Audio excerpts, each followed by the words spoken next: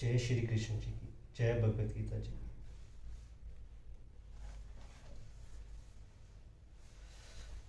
संबंध इस प्रकार सांख्य योगी के साधना का स्वरूप बतलाकर अब 10वें और 11वें श्लोक में कर्म योगियों के साधन की फल सहित स्वरूप बतलाते हैं।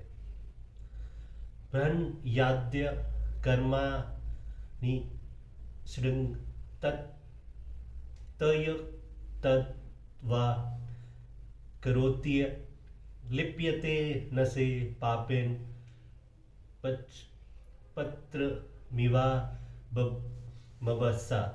जो पुरुष सब कर्मों को परमात्मा में अर्पण करके और आस्तिक को त्याग कर कर्म करता है, वह पुरुष जल से कमल के पत्ते की भांति पाप से लिप्त नहीं होता।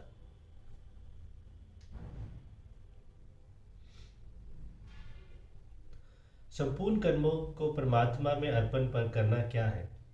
ईश्वर की भक्ति, देवताओं का पूजन, माता पिता गुरुजनों की सेवा, यज्ञ, दान, तप तथा वर्ण आश्रम अनुकूल अर्थापार्जन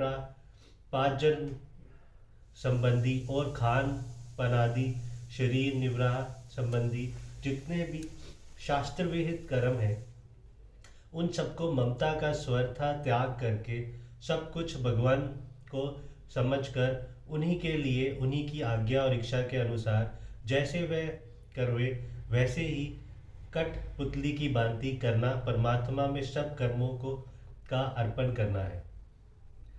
आस्तिक को छोड़कर कर्म करना क्या है? स्त्री, पुत्र, धन, गृह आदि भोगों की समस्त सामग्रियों में, स्वर्ग आदि लोकों में, शरीर में, समस्त क्रियाओं में एवं मान, बढ़ाई और प्रतिष्ठा आदि के सब प्रकार से आस्तिक का त्याग करके उपयुक्त प्रकार से कर्म करना ही आस्तिक छोड़कर कर्म करना है। कर्म योगी को शास्त्र विहित सत्कर्म ही करता है। वह पाप कर्म तो करता ही नहीं है और बिना पाप कर्म किए पाप से लिप्त होने की आशंका नहीं होती। फिर ये कैसे कह गया कि वह पाप से लिप्त नहीं होता?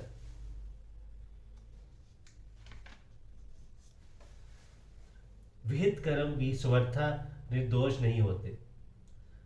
आरंभ मात्र में ही हिंसादि के संबंध से कुछ न कुछ पाप हो ही जाते हैं। इसीलिए भगवान ने स्वरंभ ही दोषण कुम नागिनरी व वृता कहकर कर्मों के आरंभ का सदोष बतलाया है। अतएव जो मनुष्य फल कामना और आस्तिक के वश में होकर भोग और आराम के लिए कर्म करता है, वह पापों से कभी बच नहीं सकता।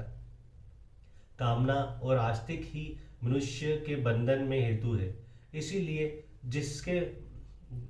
जिसमें कामना और आस्तिक का स्वतः अभाव हो गया है, वह पुरुष कर्म करता हुए भी पाप से लिप्त नहीं होता। ये कहना ठीक ही है।